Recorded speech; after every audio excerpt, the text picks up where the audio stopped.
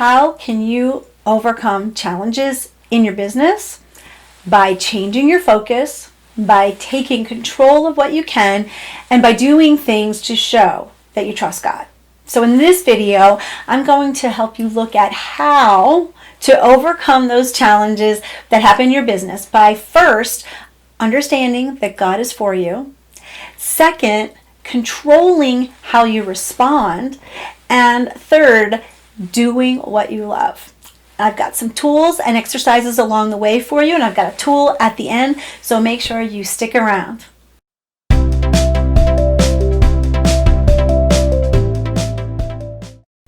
This is DeneenTB, your Christian business growth strategist and clarity coach.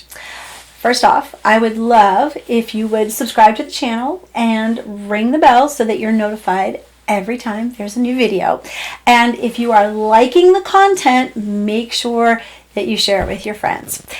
You may have heard that your life happens for you, not to you. So if I say that to you, do you believe this? You know, a lot of people do. They kind of make that their mantra. It's a way of looking at your life as kind of a series of events that are really working for you to make you a better person. But when I first heard it, I thought, well, yeah, my life is happening for me, not to me, is a great attitude to have, but really, God is for me. God is for me. So I have this, I call it an unshakable belief that God is working for my betterment. He's working to make me more like his son, to transform me. In fact, I've got Romans 8:28 that I want to read to you because it tells me this. And we know that God causes everything to work together for the good of those who love God and are called according to his purpose for them. So, how does this understanding God is for me help me overcome my challenges? Well, it helps me by focusing me from the things that are actually happening to me and really putting them onto why they are happening to me. So we're not just saying, I'm in this circumstance, I'm in this problem, I'm in this challenge. We're saying, there's a reason for this. And we're asking ourselves why. So I want you to think about the challenges that you've had in the past. Can you go through and always list maybe 3, 4, 5, even up to 8 or 10 lessons that you have learned from any one challenge? That's a great way to look at it. It's a great way to go back and say, what did I learn from that challenge? Because the next time a new challenge comes up, you're going to be having that mindset right away. So what I want to do is I want to give you an example from my own business of what I learned from a particularly big challenge. You see, I had a brick and mortar for a while. I had an actual building. I called it the GFYO, which is Grow From Your Overflow, Business and Educational Center. You know, God, I felt, really called me to open it.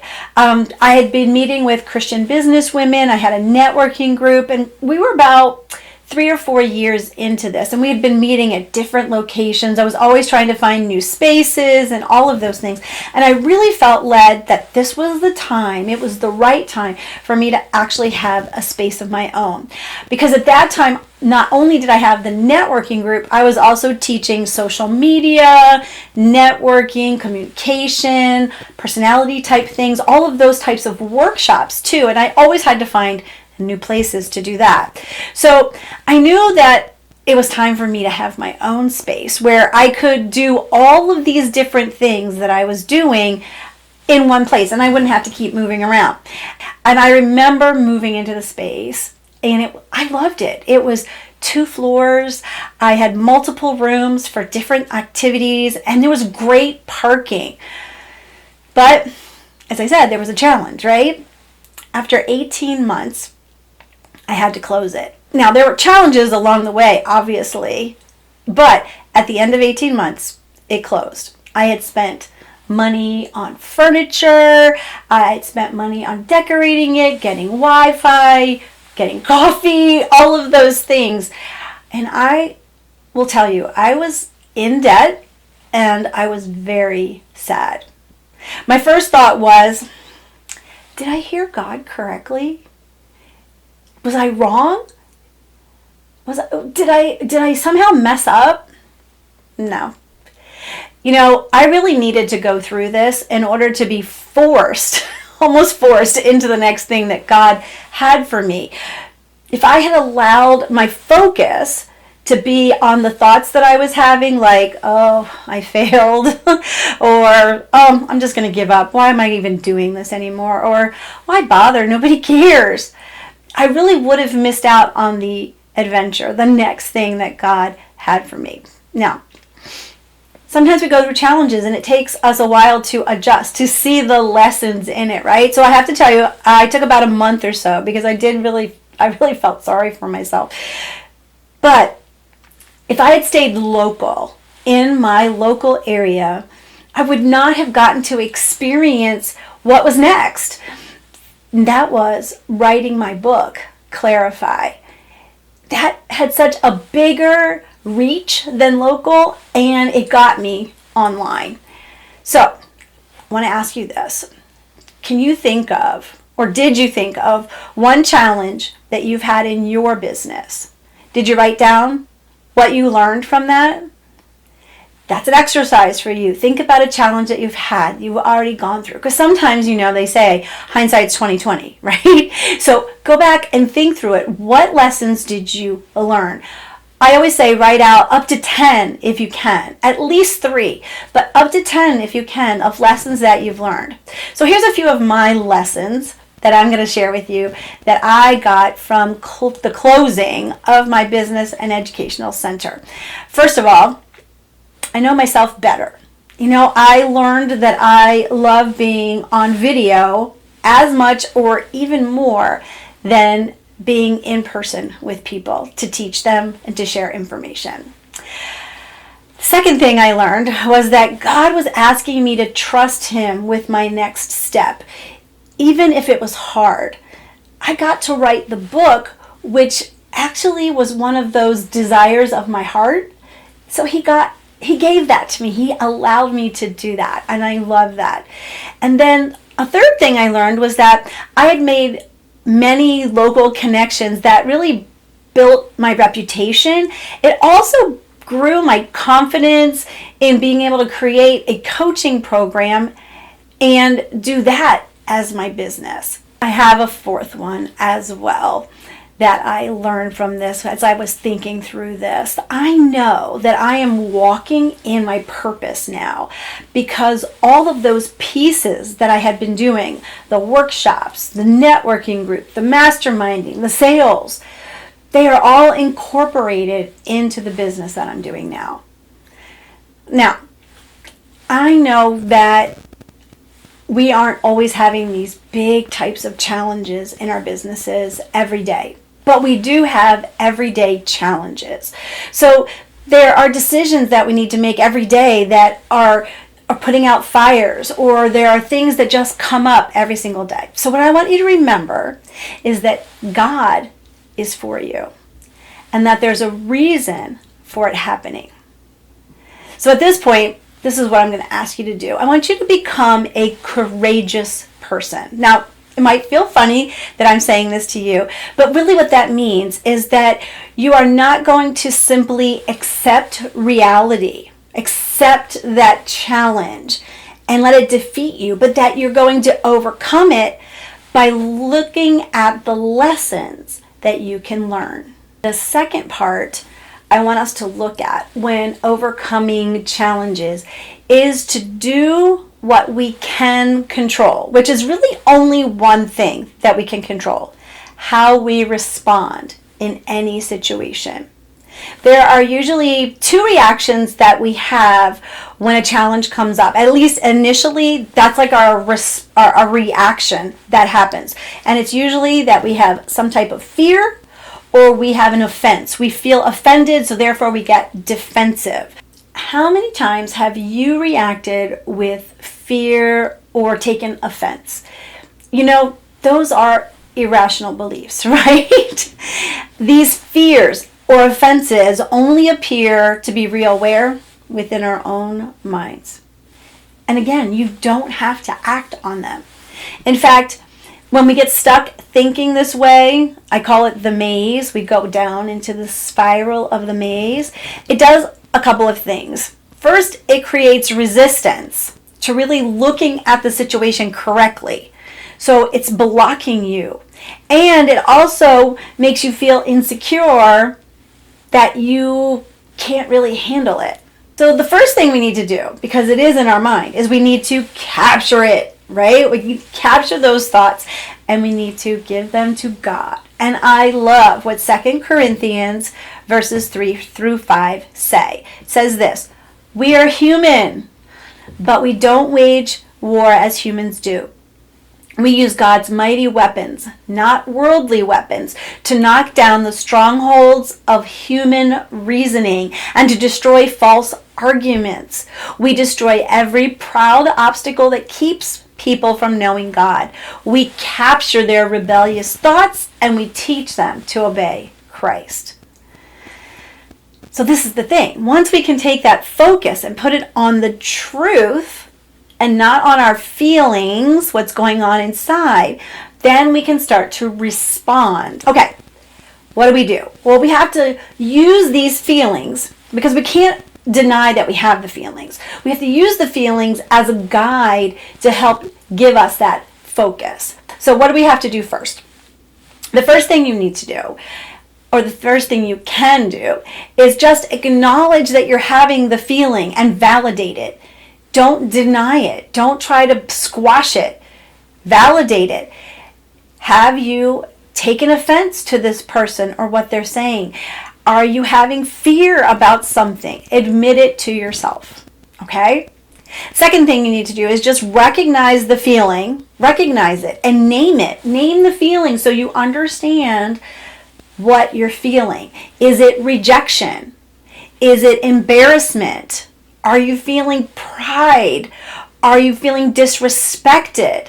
What is it? Name it so you understand it. Now use it to sharpen your focus. Put your energy away from how you're feeling and into the goal, into the situation, into the challenge.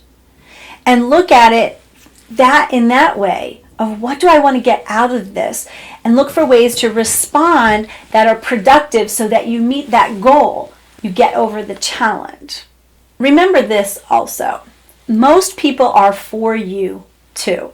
Many times what we do is we allow fear to stop us, or we take offense too quickly. So see this exercise, just these 3 simple steps, as an excellent opportunity to develop courage, develop confidence, and even get discipline. Ask yourself, again, what can I learn from this? Just like we did in our first point, that God is for us. So I want you to go back and I want you to think of a time when you reacted in fear or you took offense, or maybe it was both and/or, right? That you reacted in fear or took offense. And I want you to use these 3 steps again to talk yourself through that. Again, 2020, hindsight 2020, right? Take yourself through that experience again and how you might respond differently.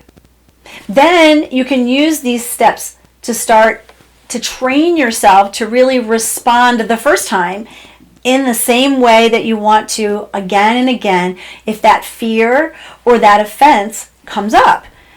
So you just stay calm, right? Acknowledge the feeling, concentrate on the goal, and continue to practice these responses until they become second nature. They become a habit. They become your MO. Love that. I just love that. The third little wisdom nugget I have for you today to help you overcome your challenges in your business is to do things that you love and make them a habit. Do them so they become part of who you are. So I want you to right now think of some things that you love to do that relax you, that make you feel refreshed. You have it? Did you think of it? Do you know some things? Write them down.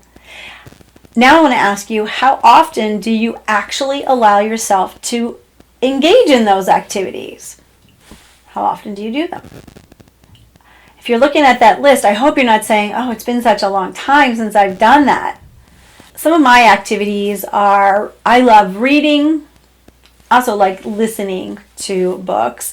I love watching movies, and I love napping. Those are some of my favorite things. And I actually have time carved out every single week to actually do them. So did you know this? Brain studies show that when you make a habit of doing the things that you love, your brain gets actually new information that you can apply to your challenges. Therefore, you get new ways to solve problems. I don't want you to miss that. Brain studies have shown this. When we are doing something else, something we love, something we enjoy, it actually is helping us to create ways of overcoming our challenges. Now, God knew that we were going to have challenges in our lives, and He gave us a way to deal with them. You know what I'm going to say, right? If you've been with me for any amount of time, you know what I'm going to say. I'm going to say Sabbath. Sabbath. I'm going to give you a Bible verse for this. It is Mark chapter 2, verse 27. And it says this: Then Jesus said to them, so this is from Jesus, okay? The Sabbath was made to meet the needs of the people, not the people to meet the requirements of the Sabbath. So what that means is we have to trust God when He says, take a rest. It goes back to what we started with, understanding that God is for you. Taking a Sabbath, and it's not necessarily Sunday, is a great habit to help you overcome your challenges. Now, you may think that there are many rules about Sabbath, but there are not. In fact, the Bible only says that we are to cease from our labor. So this habit is a 24-hour period, 24 hours of rest, doing what you love, because it's so important for your spiritual, for your mental, for your physical health. This is for the whole person of you. I actually save activities for the Sabbath, and I look forward to it all week long. I have carved out a 24-hour period from Saturday late afternoon until Sunday late afternoon. And you know what? I have found that my Mondays are my most productive day of the week for my business.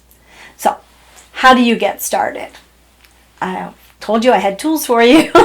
How are you going to get started? First, you're going to choose 2 or 3 activities that you absolutely love. This could be something like I did, like reading or watching movies, but it could be spending time on the water. It could be spending time with your family. Maybe you love baking, or maybe you like sleeping like I do.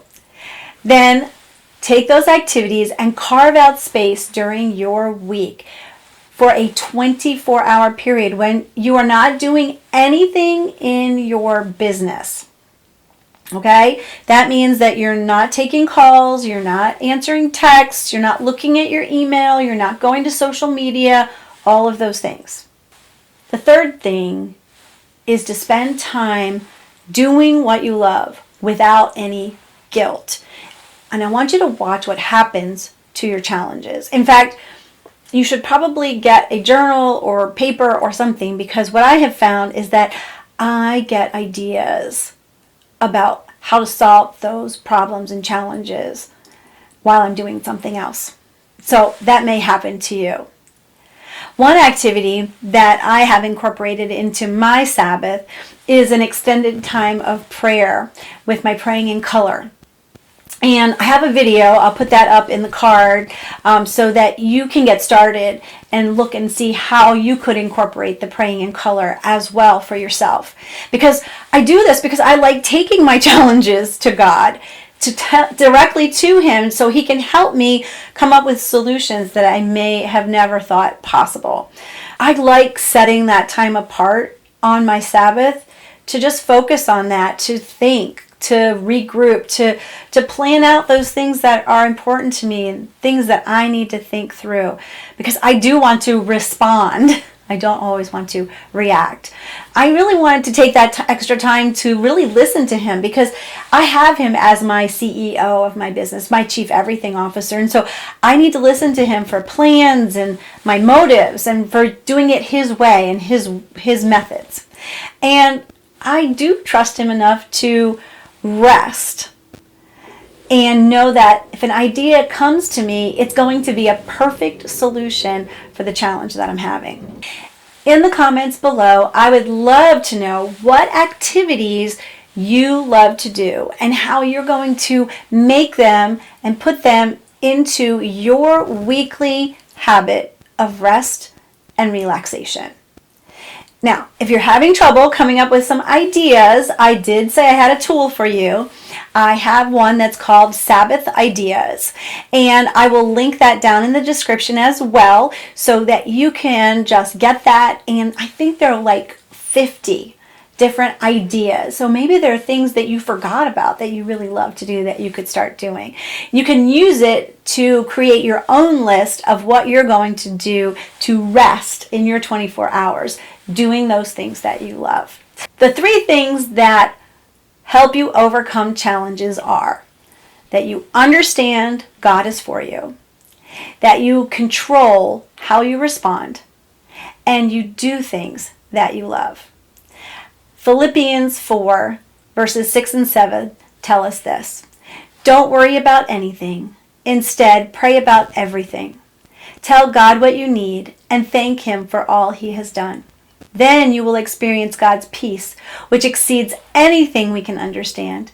His peace will guard your hearts and minds as you live in Christ Jesus. You can overcome your challenges and succeed in business with God. This is DeneenTB. Make sure that you like, comment, and subscribe. Have a great rest of your day. And as always, be filled to overflowing.